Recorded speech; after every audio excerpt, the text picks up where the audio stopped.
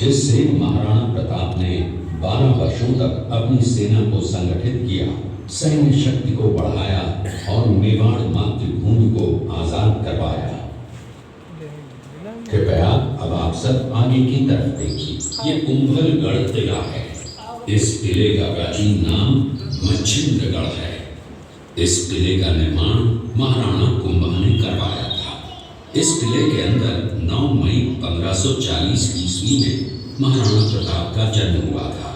इस किले की ऊंचाई समुद्र तल से 3568 फीट की है। इस किले की दीवार 36 किलोमीटर तक फैली हुई है। इस दीवार का नाम ग्रेट वॉल ऑफ चाइना के बाद द्वितीय पायदान पर दर्ज है। इस किले के अंदर 360 प्राचीन मंदिर हैं। उन मंदिरों में से जग प्रसिद्ध महादेव का मंदिर सबसे प्राचीन है। कुंभलगढ़ किला यहाँ से 65 किलोमीटर की दूरी पर है। कृपया अब आप सब पीछे की तरफ देखिए। ये दृश्य मेवाड़ की प्राचीन राजधानी चित्तौड़गढ़ का है। इसी किले के अंदर महाराणा प्रताप का बचपन बीता था।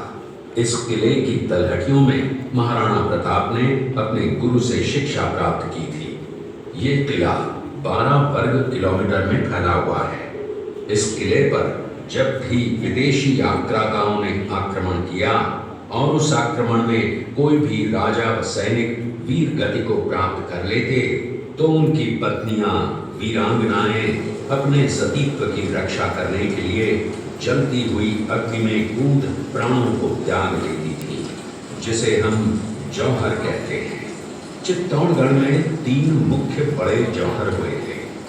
प्रथम जौहर 1303 ईस्वी में रानी पद्मिनी ने 16,000 स्त्रियों वीरांगनाओं के साथ जौहर किया था, सिर्फ अल्लाउद्दीन खिलजी के कारण। दूसरा जौहर 1535 ईस्वी में गुजरात के शासक बहादुर शाह के आक्रमण के कारण रानी कर्मावती ने वीरांगनाओं के साथ किया। और तीसरा जौहर 1568 ईस्वी में जब अकबर ने चित्तौड़गढ़ पर आक्रमण किया, उसी समय रानी फूलकुंवरी ने 7,000 वीरांगनाओं के साथ जौहर किया। फिर भी अकबर का मन नहीं भरा और अंत में हजारों आम लोगों का कत्लेआम करवाकर उन्हें मौत के घाट उतारा गया। इस किले में देखने योग्य विजय स्तंभ है, कीर्ति स्तंभ, मीरा मंदिर, जैन मंदिर, कालिका माता मंदिर, भामाशाह हवेली, कुंभाश्याम मंदिर, फतेह प्रकाश महल हैं। ये किला यहाँ से 140 किलोमीटर दूरी पर है। ये देखते हुए सभी अतिथि आगे की तरफ चले।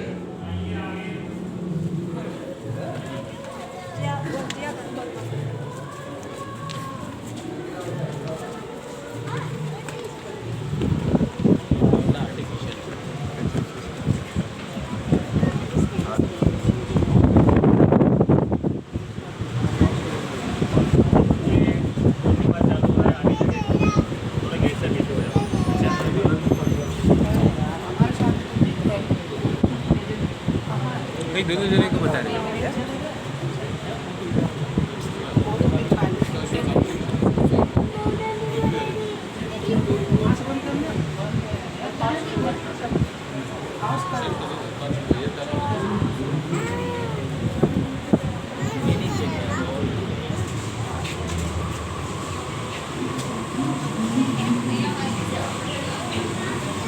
ये शेरपुर गांव का दृश्य है। अब्दुल रहीम खान खाना अजमेर का सूबेदार था। जब वो शेरपुर पहुंचा तब इसका पता कुंवर अमर सिंह को चला, जो महाराणा प्रताप के पुत्र थे। अमर सिंह ने शेरपुर छावनी पर अचानक आक्रमण कर दिया। उस आक्रमण में मुगल सेना में भगदड़ मच गई। मुगल सेना को अपनी छावनियों को छोड़कर भागना पड़ा। छावनियों के अंदर से लूटा हुआ माल व अब्दुल रहीम खान खाना, जिसकी बेगम आनी खान को बंदी बनाकर महाराणा प्रताप के सामने पेश किया गया। तब अमर सिंह पर महाराणा प्रताप क्रोधित हुए और कहा, जहाँ से इस नारी को बंदी बनाकर लाए हो, इसे पुनः ससम्मान लौटा कर आओ।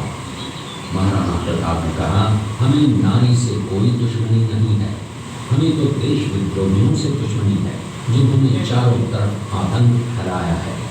महाराणा प्रताप के आदेश का पालन करते हुए कुंवर अमर सिंह ने उस मुगल नारी को ससम्मान छावनी तक पहुंचाया। इस प्रकार महाराणा प्रताप ने अपने क्षत्रिय राजपूत धर्म का पालन किया और पराई स्त्रियों को मां, बेटी और बहन का दर्जा दिया। ये है महाराणा प्रताप का चरित्र और नैतिक उदारता का परिचय। ये देखते हुए सभी अतिथि आगे की तरफ चले। बलिदान देकर राजवंश की रक्षा की थी। उस मां का नाम पन्नाधाय था। पन्नाधाय जाति से गुर्जर थी। वो एक राजकुमार की धाई मां थी।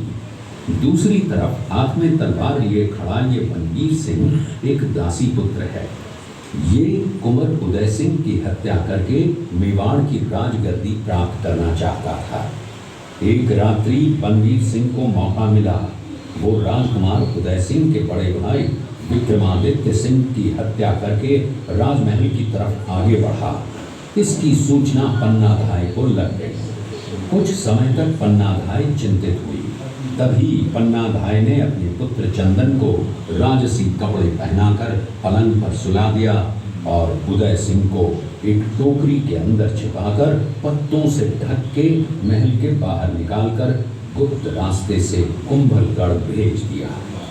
बनवीर सिंह जब तलवार लेकर राजकक्ष में आया तो उसने पन्नाधाय से कड़क आवाज में उदय सिंह के लिए पूछा तो पन्नाधाय ने चंदन की तरफ इशारा किया। बनवीर ने चंदन को उदय सिंह समझकर चंदन की हत्या कर दी और ये समझने लगा कि मैंने राजकुमार उदय सिंह को मार दिया।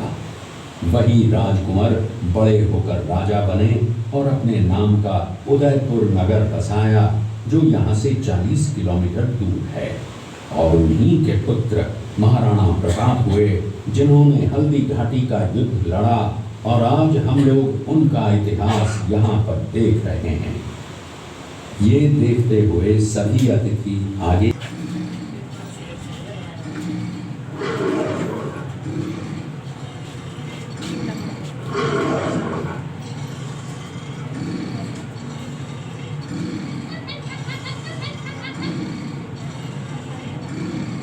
ये घटना महाराणा प्रताप की वीरता को दर्शाती है। एक समय नरभक्षी बाघ का आतंक छाया हुआ था। महाराणा प्रताप ने उस बाघ का शिकार कर उस बाघ को मार डाला। ये घटना महाराणा प्रताप की वीरता की प्रतीक है। कृपया अब आप सब पीछे की तरफ देखिए। इस दृश्य में देखिए महाराणा प्रताप अपनी प्रतिज्ञा का पालन करते हुए। महाराणा प्रताप ने प्रतिज्ञा की थी कि जब तक अपनी मातृभूमि को शत्रुओं से मुक्त नहीं करा लेता तब तक न तो मैं महलों में रहूंगा, न किसी धातु के पात्र में भोजन करूंगा, न किसी गद्दी के बिछौने पर सोऊंगा। पत्ते ही भोजन के पात्र होंगे, जमीन ही बिछौना होगा। इस प्रतिज्ञा का पालन उन्होंने 21 वर्षों तक जंगलों में रहकर किया।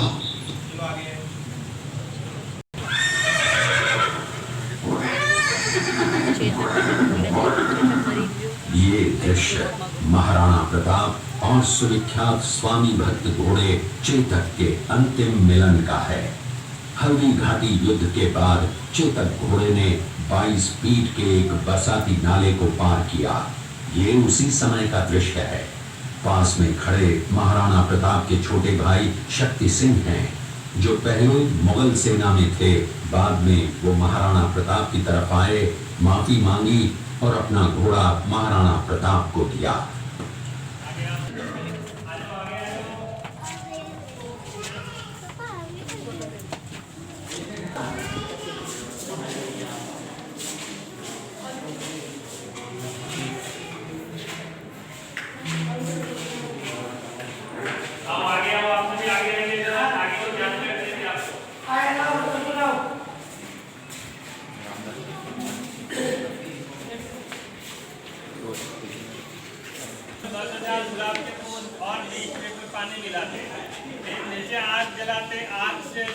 इसके अंदर भाप स्टीम बनती है जो इस बांस की नली की सहायता से पीछे ऊपर पात्र में इकट्ठा होता है।